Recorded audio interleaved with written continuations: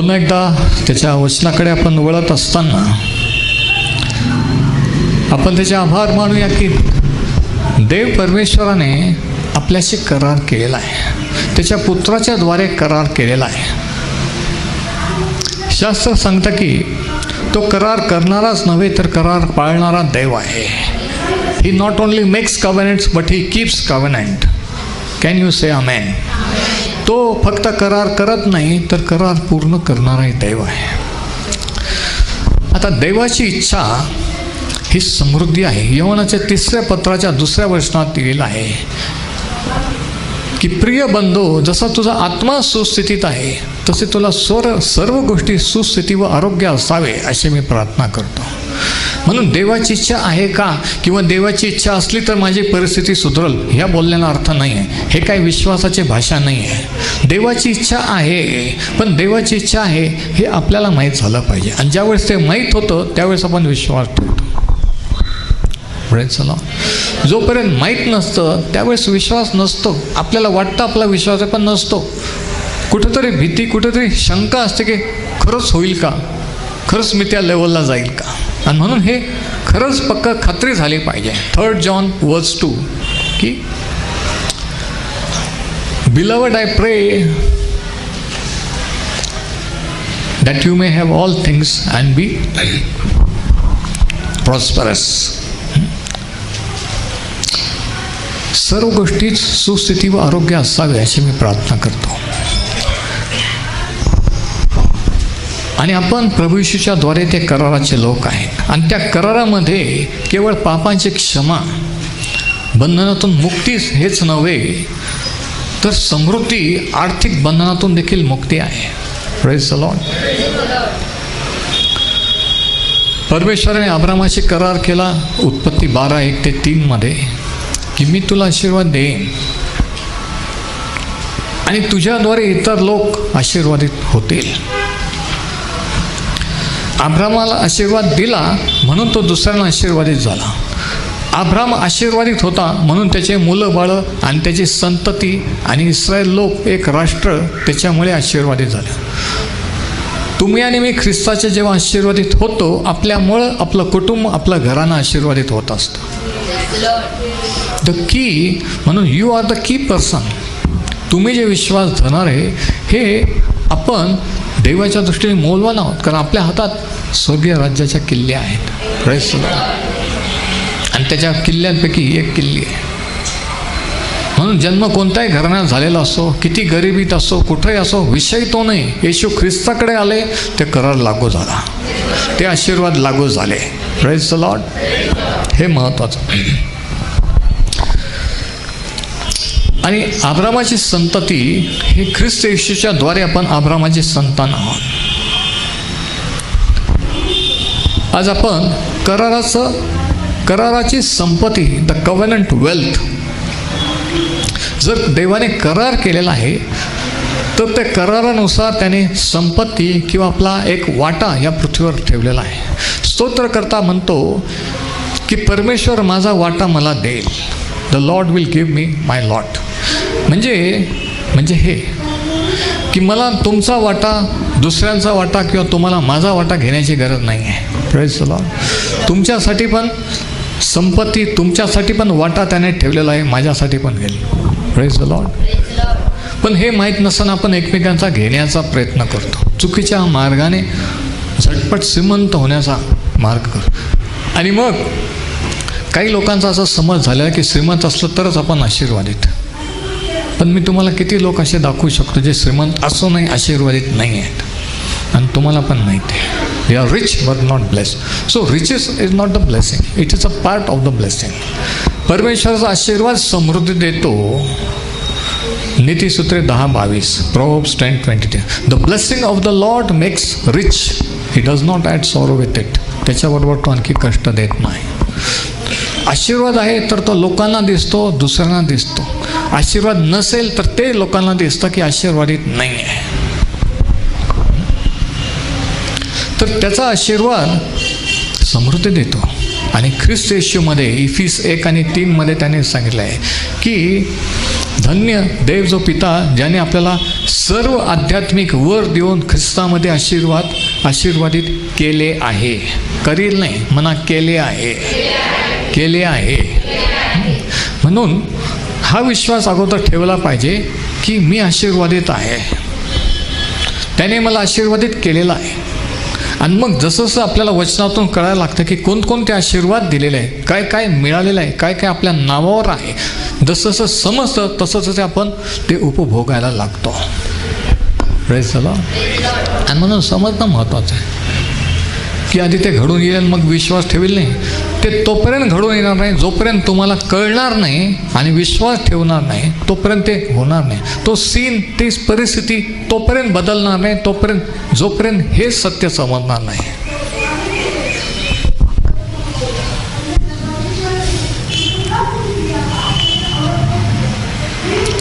पण कोणीतरी म्हणेल म्हणजे तुम्हाला काय म्हणायचं काय ब्रदर? मला हे म्हणायचं आहे की प्रार्थना करून आशीर्वाद मिळत नाही आहे. देवाच्या वचनाचं सत्य जसं जसं उलगडा होता तो समजत जातं, तसं जसं आपण विश्वास ठेवायला लागतो तसं तसं ते घडायला लागतं. म्हणजे देव त्याच्या वचनाने, त्याच्या आत्म्याने ह्या गोष्टी प्रगट करतो. देवाचा पवित्र आत्मा हे देवाच्या वचनातील रहस्य आपल्याला उलगडून सांगतो आणि तो देवाचा पवित्र आत्मा आपल्याला त्या वचनाच्या देशात नेत असतो. Praise the Lord.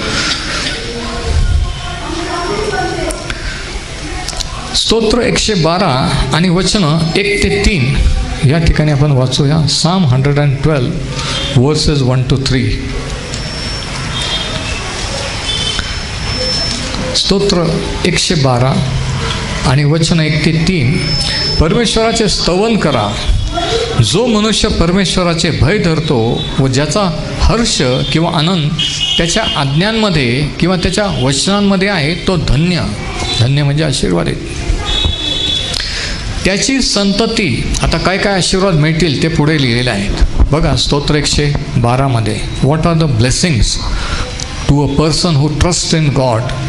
वचन 2, त्याची संतती म्हणजे मुलं बाळं पृथ्वीवर पराक्रमी होतील.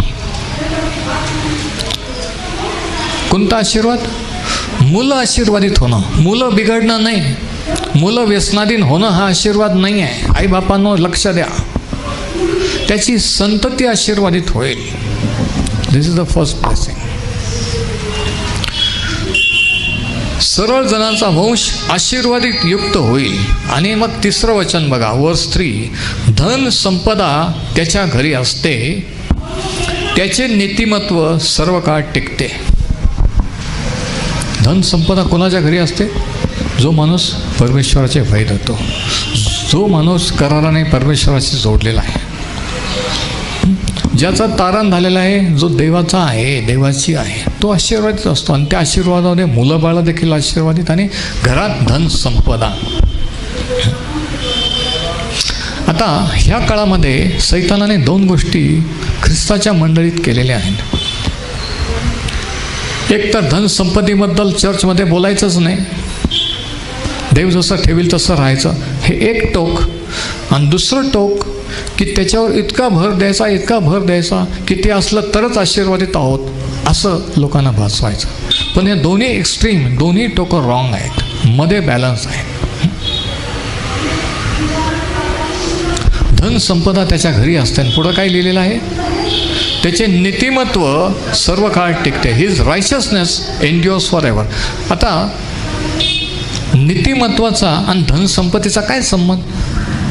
म्हणून सांगतो की बायबल स्टडी करा, नीट वाचा, ते वचनाकडे नीट बघा. धन संपदा त्याच्या घरी असते आणि त्याचे नीतिमत्व सर्व काळ टिकते. How does wealth relate to righteousness? आणि आपल्याला माहीत आहे त्याचे नीतिमत्व सर्व काळ टिकते.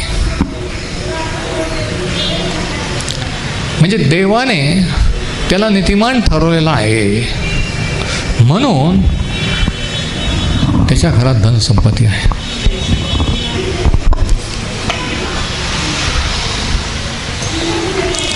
What does righteousness have to do with wealth?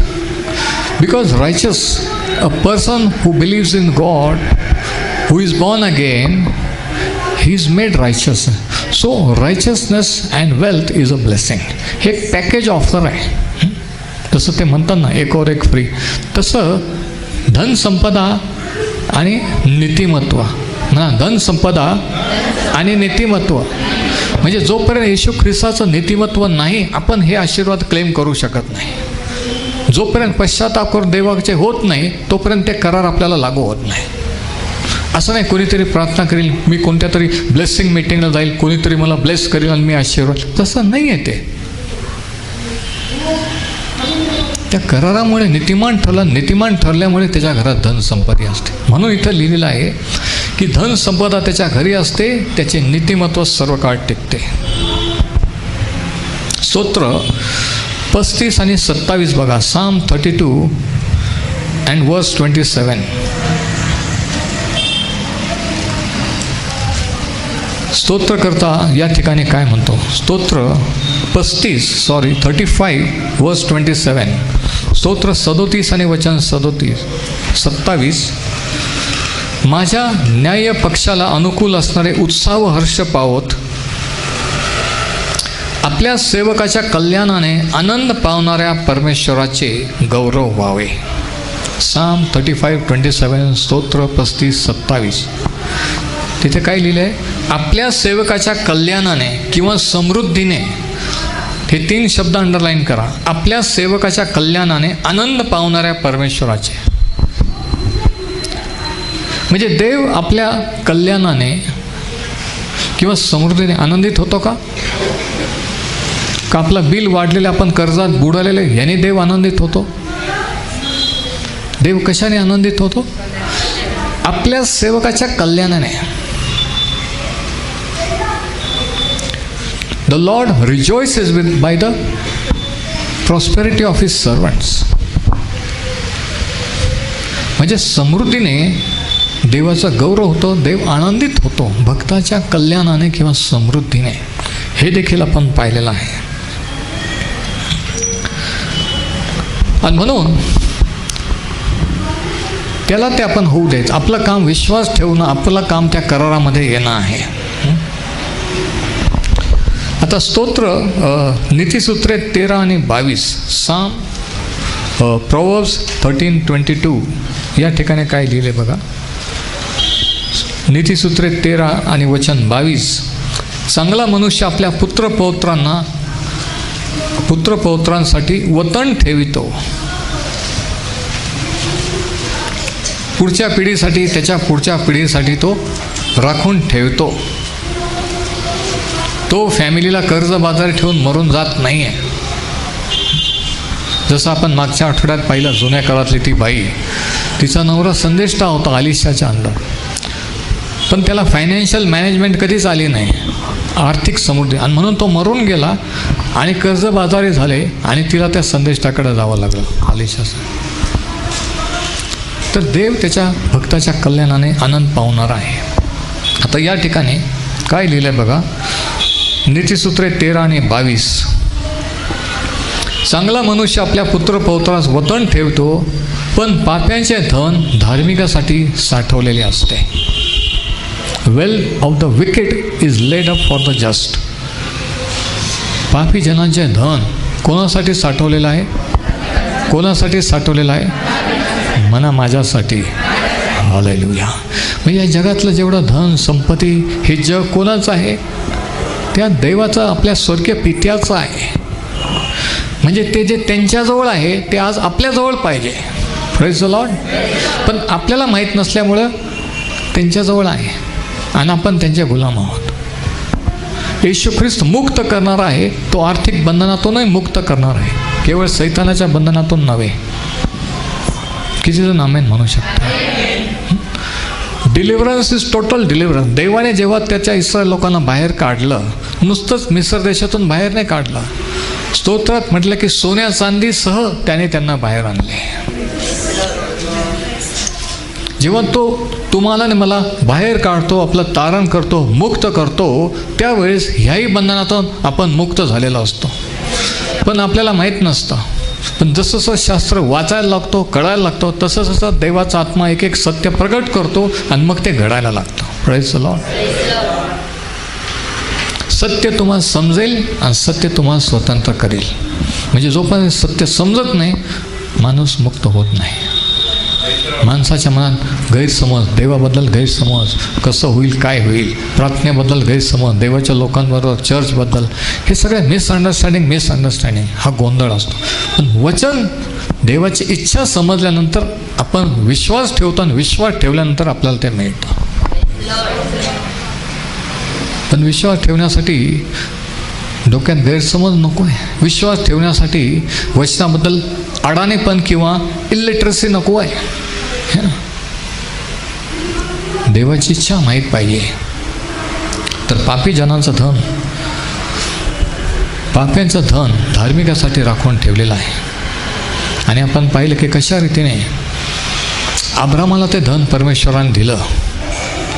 मिसर देशात गेल्यानंतर गुरंढोरं, शेरडं मेंढरं सर्व दिलं, नोकर चाकर दिले आणि न मागता दिले. का दिले? कारण अब्रामाशी देवाने केलं, करार केला. ते पापीजन मिस्री लोक, पण देवाचा माणूस नीतिमान अब्राम पापीजनाचं धन धार्मिकासाठी राखून ठेवलेलं आहे. मला वाटलं सर्व चर्च प्रेज द लॉर्ड म्हणून. दुसरं उदाहरण आपण पाहिलं, मिसर देशाचे मिस्री लोकांचे गुलाम होते.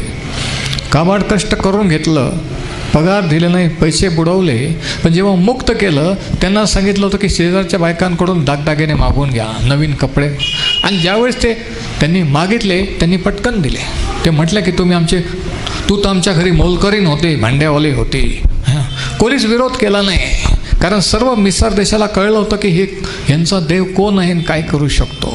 त्या 10 पिढ्या त्यांनी पाहिले, त्यांच्या डोक्यात बिलकुल शंका नव्हती की यांचा देव काय करू शकतो. म्हणून घाबरून त्यांनी सर्व काढून दिला. पापी जनांचं धन धार्मिकासाठी राखून ठेवलेलं आहे. देव ते करतो, तो आपल्याला बाहेर आणत असतो, आपण नाही आहे. आपण आयुष्यभर प्रयत्न केला तरी बाहेर नाही येऊ शकणार, पण तो आपल्याला बाहेर आणणारा देव आहे. आमेन. आज जे तुम्ही कर्जाबाजारी आहात, आर्थिक अडचणीत आहात, मी तुम्हाला सांगतो की हे देवाचे सत्य. शास्त्र सांगतं की तो धनवान असतानासाठी दारिद्र्य झाला, प्रभू येशू ख्रिस्त, अशासाठी की त्याच्या दारिद्र्याने आम्ही धनवान व्हावे. शास्त्र शिकवतं की दारिद्र्य हा शाप होता. जुन्या करारामध्ये येशू ख्रिस्ताने ज्यावेळेस वधस्तंभावर स्वतःला अर्पण केलं, त्यांनी पापाची क्षमाच केली एवढं नाही, तर त्याने हे सर्व शापापासूनही मुक्त केलेलं आहे.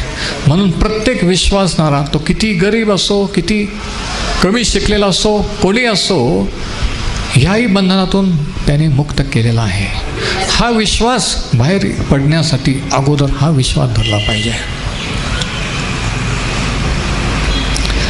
बरेच वेळेस लोक दुसऱ्या गोष्टीबद्दल विश्वास धरतात, एखादा प्रॉब्लेम सुटण्यासाठी, हिलिंगसाठी, आरोग्य मिळण्यासाठी, पण ह्या बाबतीत विश्वास वापरत नाही की ह्या आर्थिक संकटातून तो मला मुक्त करील, तो माझे करत. पण जो विश्वास बरा करतो, जो विश्वास तारण करतो, तोच विश्वास कर्जातून, आर्थिक बंधनातूनही मुक्त करतो. त्याच्यासाठी वेगळा विश्वास नसतो. नाही, पण आमच्यासाठी प्रार्थना नाही करणार. तुम्ही वचन समजून घ्या, वचन तुमच्यासाठी आहे हे कबूल करा, विश्वास ठेवा आणि तो तुमच्या जीवनात कार्य करेल. इथं प्रार्थनेचा विषय नाही आहे. उगीच नको त्या ठिकाणी नको त्या गोष्टीसाठी आपण प्रार्थना करतो, ज्याच्यासाठी केली पाहिजे त्याच्यासाठी करत नाही. जेव्हा वचन समजण्याचं, शिकायचं, जाणून घेण्याचं, देवाचे सत्य जाणून घ्यायची गरज असते, त्यावेळेस आपण प्रार्थनेत बसलेलो असतो. म्हणून बॅलन्स्ड पाहिजे. बायबल स्टडी अँड प्रेयर, पवित्र शास्त्राचे अध्ययन, अभ्यास करणे आणि प्रार्थना, ह्या दोन्ही गोष्टी पाहिजेत. काही लोक फक्त प्रार्थना करतात, बायबल स्टडीज करीत नाही. काही लोक फक्त बायबल स्टडीत बिझी असतात, है ना, आणि ते प्रार्थना पाहिजे तेवढा वेळ देत नाही. म्हणून बॅलन्स ख्रिश्चन लाईफ पाहिजे, समतोल. तर देवाची इच्छा आहे की त्याच्या भक्तांचं कल्याण व्हावं, आणि म्हणून रात्रीतून ते इस्रायल लोक श्रीमंत झाले. अगोदरच्या संध्याकाळी ते गुलाम होते, रात्रीतून ते एकदम दुसऱ्या दिवशी नवीन कपडे घालून, दागदागिने घालून ते लगेच बाहेर निघाले. का? तर अब्रामाशी केलेला करार होता म्हणून. Praise the Lord. परिस्थिती बदलायला वेळ लागतो का? जे अनेक वर्षात झालं नाही, देव एका दिवसातही करू शकतो. पण आपण जर विश्वास ठेवला तर, आपल्याला जर हे सत्य कळलं तर.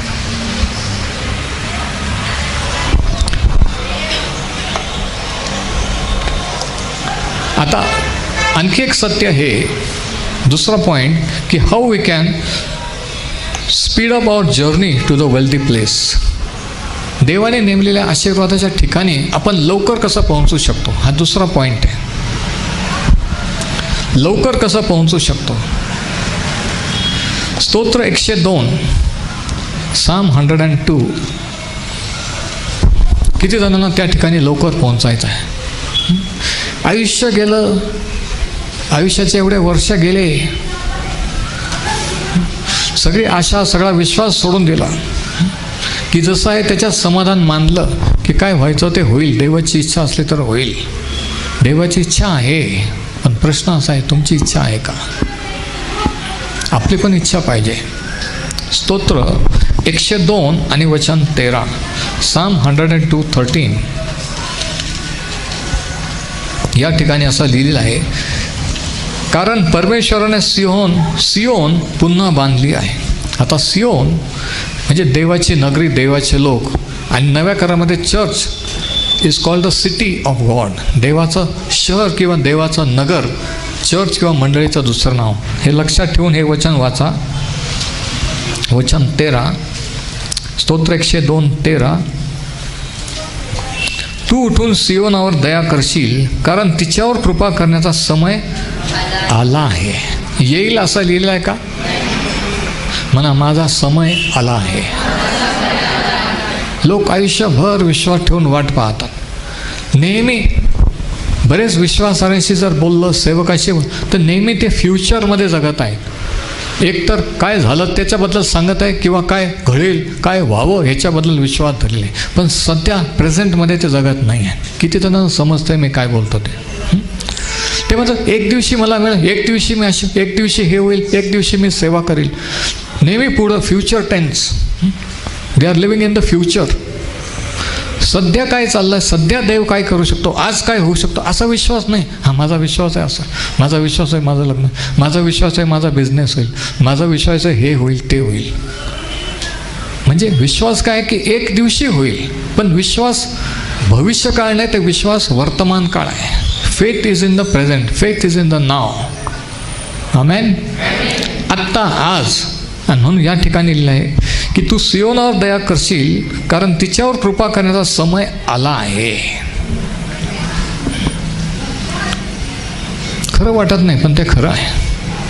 म्हणून सुवार्ता इतकी चांगली, इतकी खरी, इतकी खरी की खरंच वाटत नाही. असं कसं म्हणता ब्रदर. अरे मी नाही म्हणत, म्हणून सांगतो. शास्त्रात बघा, ते शास्त्रच सांगतं की सियोनावर देवाच्या लोकांवर कृपा करण्याचा समय आलेला आहे. शास्त्र सांगतं की नियमशास्त्र मोशेच्या द्वारे आले, पण कृपा व सत्य येशू ख्रिस्ताच्या द्वारे आलेले आहे. आणि आपण त्या कृपेच्या काळात आहोत. कर्मधर्माच्या नियमशास्त्राच्या काळात नाही की आपण आज घ्यायचं आहे की तो करार माझ्यासाठी. आज्ञा पाळून जर मिळालं तर ते कर्म झालं, काहीतरी करून मिळालं तर. पण तारण कर्माने नाही तर कृपेने आहे. आमेन. सर्व आशीर्वाद कृपेने आहे. रोग मुक्ती, बरं होणं हे त्याच्या कृपेमुळे आहे. पापांची क्षमा त्याच्या कृपेमुळे आहे. आर्थिक समृद्धी, बंधनातून मुक्ती त्याच्या कृपेमुळे आहे. त्याच्यात तुम्ही कसे आहात, मी कसा आहोत, तुम्ही काय करता, मी काय करतो ह्याच्यावर ते अवलंबून नाही. हालेलुया. ही सुवार्ता आहे. काय करायचं नाही, सगळं करून ठेवलेलं आहे, पण काय करून ठेवलं त्याच्यावर विश्वास ठेवून घ्यायचा आहे. ही आनंदाची बातमी आहे. सैताने आपल्याला करतच ठेवलं. आयुष्यभर तो करायलाच लावतो. हे कर, ते कर, दशांश दे, अर्पण दे, हे कर, ते कर. आणि आपण जे देतो आपल्याला वाटतं त्याच्यामुळे मी आशीर्वादित होईल. दिल्याने आशीर्वादित होतो, पण दिल्यामुळं आशीर्वादित नाही आहोत, आशीर्वादित आहोत म्हणून आपण देतो. एक मेन फरक जुन्या करातला दशांश अर्पणाचा नव्या करातला हा आहे. आणि नीट ऐका, आणि जर समजलं तर काहीतरी म्हणा. जुन्या करात देवाचे लोक शापातून मुक्त राहावं म्हणून दशांशाने अर्पणे देत होते, देवाची आज्ञा होती. ऐका. पण नव्या करामध्ये आज आपण प्रभू येशूच्या द्वारे शापापासून मुक्त झालेलो आहोत म्हणून आपण देवाला देतो. We don't give to get, we give because we are already blessed. We are already free from the curse. Amen. म्हणून देवाला देताना हे ध्यानात ठेवलं पाहिजे की हे दिल्यावर देव मला नाही. ते नाही दिलं तरी तो मिळालेला आहे, तुमच्या नावावर आहे. पण मिळालेला आहे म्हणून आपण नव्या करारात देतो, मिळण्यासाठी देत नाही. तर तिच्यावर कृपा करण्याचा समय आलेला आहे. नेमलेला समय येऊन ठेपलेला आहे. नेमलेला समय येऊन ठेपलेला आहे. म्हणा, माझा नेमलेला समय येऊन ठेपलेला आहे. मग आता विचार कसा करायचा? काळजी कशाला करायची? कसं होईल, काय होईल, कधी होईल? तो समय येऊन ठेपलेला आहे. प्रभू येशू ख्रिस्ताने त्याच्या रक्ताने करार केलेला आहे. आता त्या समृद्धीच्या स्थळात आणि त्या आशीर्वाद आपल्याला मिळणारच. त्या ठिकाणी तो आपल्याला नेणारच. हालेलुया. जे काही तुम्ही प्रार्थना करता ते मिळालेच आहे असा विश्वास ठेवा, म्हणजे ते तुम्हालाच मिळेल. प्रार्थना करून विश्वास ठेवल्यानंतर मिळेपर्यंत मधला जो काळ असतो तो सगळ्यात डेंजर असतो. सैतान तिथं माणसाची परीक्षा घेत असतो की एवढे दिवस झाले काय नुसतं प्रेज द लॉर्ड चाललंय, कुठे आहे आशीर्वाद, कुठे बरं होणं, कुठे आहे? त्यावेळेस म्हणायचं असतं की ते मला मिळालेलं आहे. आपल्या विश्वासाची कबुली आपण आढळ राखली पाहिजे. He is the author and confession of our faith, so let us hold fast to our confession. विश्वासाची कबुली म्हणजे काय? की जे वचनात लिहिलेलं आहे ते तोंडाने कबूल करणे, बोलून दाखवणे म्हणजे विश्वासाची कबुली. जरी आतापर्यंत झालेलं नाही तर माझा विश्वास आहे की ते झालेलं आहे, ते मला मिळालेलं आहे, हे म्हणत राहणं. काय माहीत कधी होईल, झालं तर बरं होईल. ह्याला काही विश्वासाची भाषा नाही आहे, ही संशयाची भाषा आहे. विश्वासाची भाषा की मला मिळालेलं आहे. मग ते 1 दिवसाने मिळो, 1 आठवड्याने मिळो, पण ते दिलेलं आहे. तर तो समय येऊन ठेपलेला आहे. आणि मग पुढं त्याने काय म्हटलेलं आहे बघा. स्तोत्र 118, Psalm 118. तर समृद्धीसाठी एक स्थळ त्याने नेमलेलं आहे. समृद्धीचा करार आपल्याशी केलेला आहे ख्रिस्ताच्या द्वारे. आणि तिसरी गोष्ट, कराराची संपत्ती आपल्यासाठी राखून ठेवलेली आहे. There is a covenant wealth. इकडे बघा, अब्रामाला जे काही फारोने दिलं ते त्याने कमवलेलं होतं का? ते देवाने त्याला फारोच्या द्वारे दिलं होतं. देवाची जेव्हा त्याच्यावर मर्जी झाली, कृपा झाली, देवाने त्याला समृद्ध पण केला. Praise the Lord. अब्राम आशीर्वादित झाला. परमेश्वराचा आशीर्वाद समृद्धी देतो आणि म्हणून त्याचं घरानं, त्याची पिढी आणि आपण आशीर्वादित झालो. तो आशीर्वाद समृद्ध करत असतो. समृद्ध झालं म्हणजे मी आशीर्वादित आहे असं नाही. आशीर्वादित आहे म्हणून समृद्ध आहे. आशीर्वादित आहात म्हणून समृद्ध व्हा. Praise the Lord. आणि म्हणून हे डोक्यातून काढून टाका की मला मिळाल्यानंतर मिळालं म्हणजे मी आशीर्वादित नाही. आत्ता सध्या ह्या मिनिटाला जर तुम्ही विश्वासात आहात, प्रभू येशूचे आहात, तर तुम्ही आशीर्वादित आहात.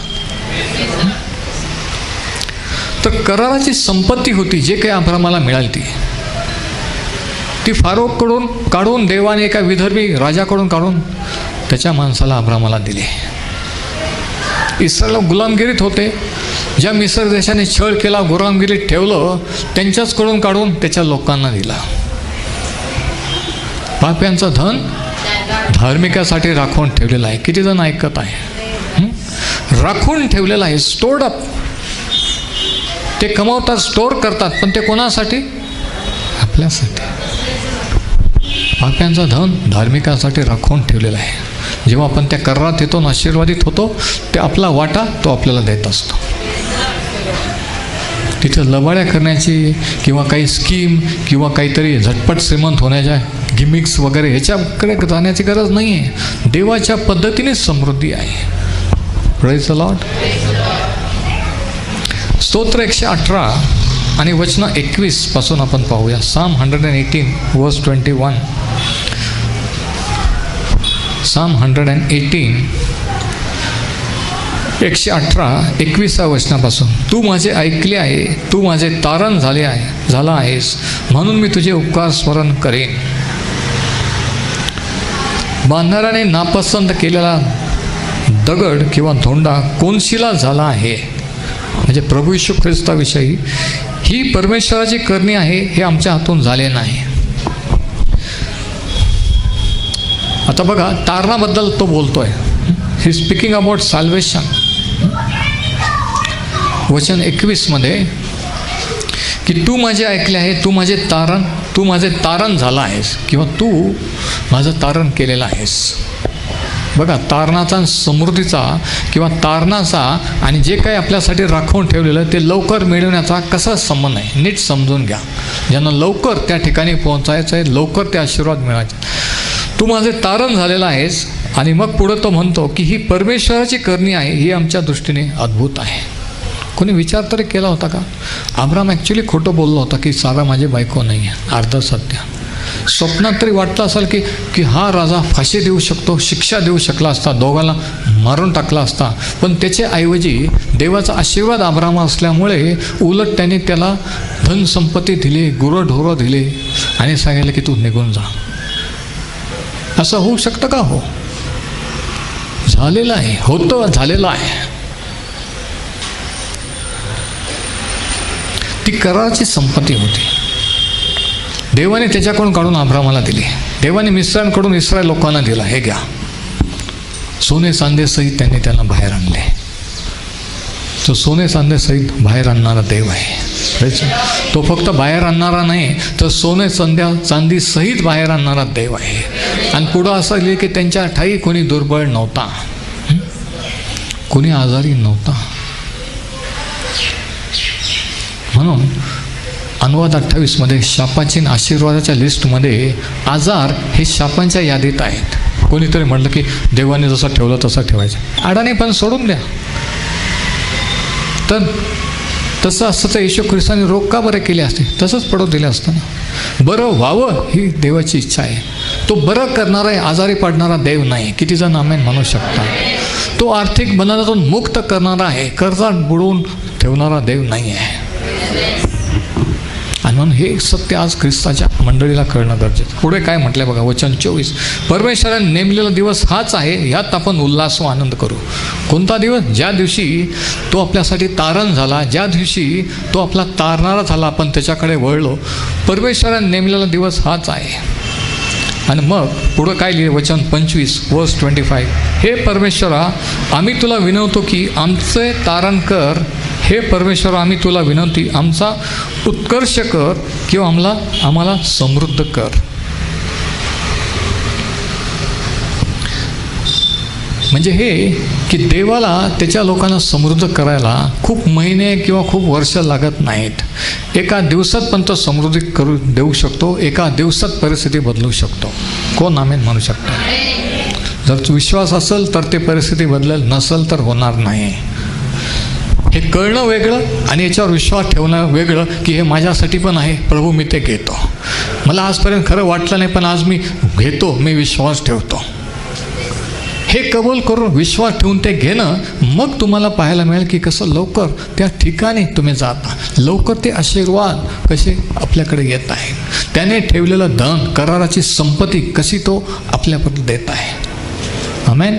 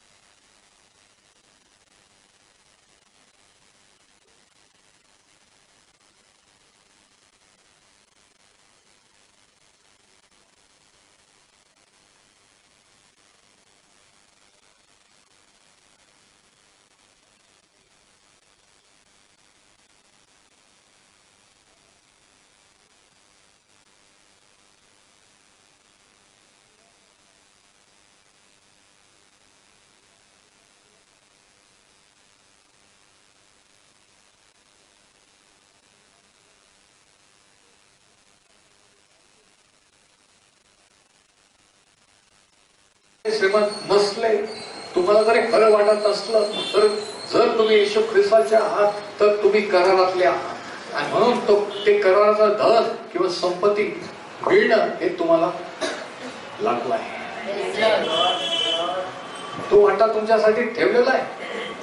हे जरी सोपं वाटतं पण एवढं सोपं नाही, कारण हे समजणं, विश्वास ठेवणं की खरंच की जेव्हा आपण अशा परिस्थितीतून लहानचा मोठा झालेला असतो, अशा घराण्यात जन्म, अशा अडचणी, अशी गरिबी काढलेली असते, त्यावेळेस हे खरं वाटत नाही की खरंच येशू ख्रिस्त असं करू शकतो. आणि म्हणून सुवार्ता म्हणजे चांगली बातमी, इतकी चांगली, इतकी खरी की खरंच वाटत.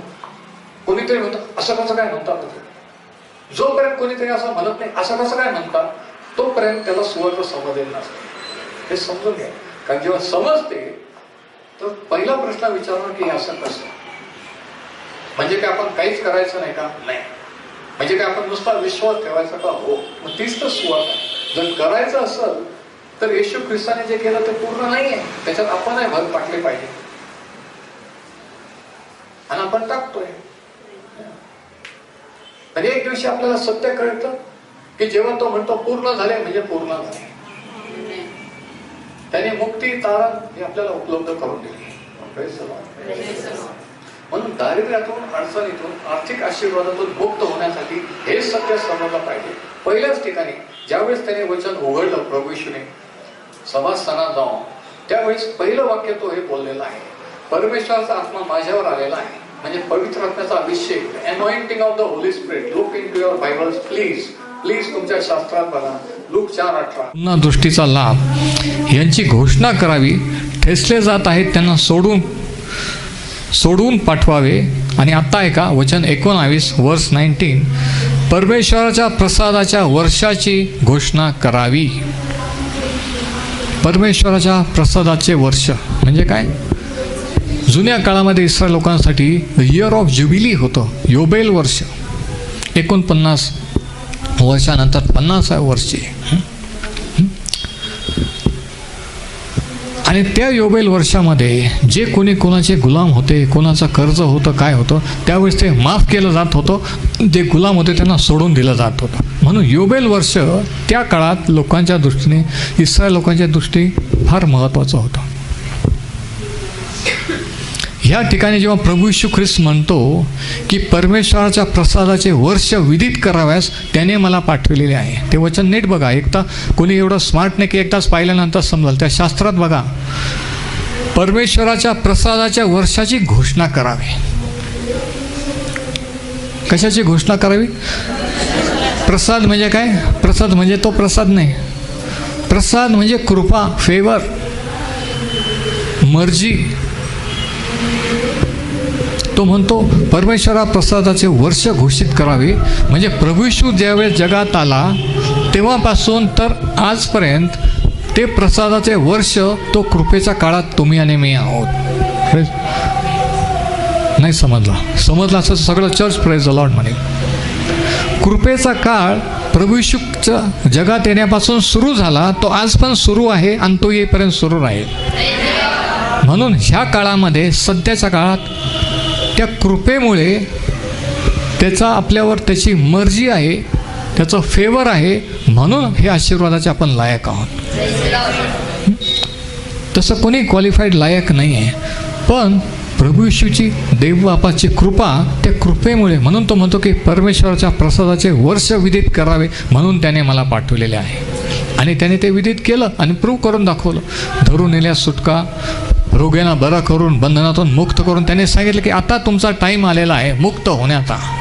किती वर्ष बंधनात होता हा विषय नाही आहे, किती वर्ष कर्ज बाजार हा विषय नाही आहे, की आता तो टाईम आलेला आहे. म्हणून तो म्हणतो की त्याचा आत्मा माझ्यावर आलेला आहे. पवित्र आत्म्याचं एक कार्य हे आहे, एक अभिषेक हा असतो की आर्थिक बंधनातून तो आपल्याला मुक्त करत असतो. परत एकदा रिपीट करतो, नीट ऐका. पवित्र आत्म्याचा अभिषेक दारिद्र्याच्या शापातून, आर्थिक बंधनातून मुक्त करत असतो. पवित्र आत्म्याचं दान, कोणीतरी म्हणेल नाही पण मला त्याच्यापेक्षा अर्जंट, माझे एवढे पैसे मला भरायचे आहेत आणि एवढ्या कर्जातून मुक्त कर, त्याच्यासाठी पवित्र आत्म्याचा अभिषेक गरजेचा आहे. कारण जेव्हा अभिषेक होईल तेव्हा हे वचनाचं सत्य तुम्हाला कळेल, हे खरं वाटेल आणि खरंच विश्वास ठेवाल आणि खरंच ते घडून येईल. विश्वास ठेवायला का प्रॉब्लेम आहे? कारण नक्की काय विश्वास ठेवायचा हेच माहीत नाही ना. आणि तरी आपण म्हणतो की प्रेज द लॉर्ड, माझा विश्वास आहे. कशावर विश्वास आहे? परमेश्वराचा कृपेचं वर्ष तेव्हाच सुरू झालं, अजूनपर्यंत ते सुरू आहे. आपण त्या प्रसादाच्या कृपेच्या काळात जगत आहोत. Praise the Lord. तो शिक्षा देत नाही, तो क्षमा करीत आहे आणि त्याच्या कृपेमुळे सर्व काही आहे. Praise the Lord. म्हणून आज आपण पाहिलं की कराराची संपत्ती त्याने आपल्यासाठी नेमलेली आहे. ती ख्रिस्त येशूच्या द्वारे मिळते आणि ते मिळायला खूप वर्ष लागत नाही, एका दिवसात पण होऊ शकतो. टर्निंग पॉईंट, एका रात्रीतून पण तो परिस्थिती बदलू शकतो. Praise the Lord. आणि आपण विश्वास ठेवूया की प्रभू येशू ख्रिस्ताच्या मुळे आपल्याला हे सर्व लागू आहे. तो जगात आला तेव्हा परमेश्वराच्या प्रसादाचं वर्ष, कृपेचा काळ सुरू झालेला आहे. सर्व काही त्याच्या कृपेमुळे आहे. सर्व काही तो कोण आहे म्हणून आहे, तुम्ही आणि मी कोण आहे म्हणून नाही. सर्व काही त्याने केलं म्हणून आहे, तुम्ही आणि मी जे करतो म्हणून नाही. म्हणून जे करत आहोत मिळवण्यासाठी ते थांबा आणि जे केलं त्याच्यावर विश्वास ठेवा आणि घ्या. परमेश्वर हे वचन आशीर्वादित करो. Praise the Lord.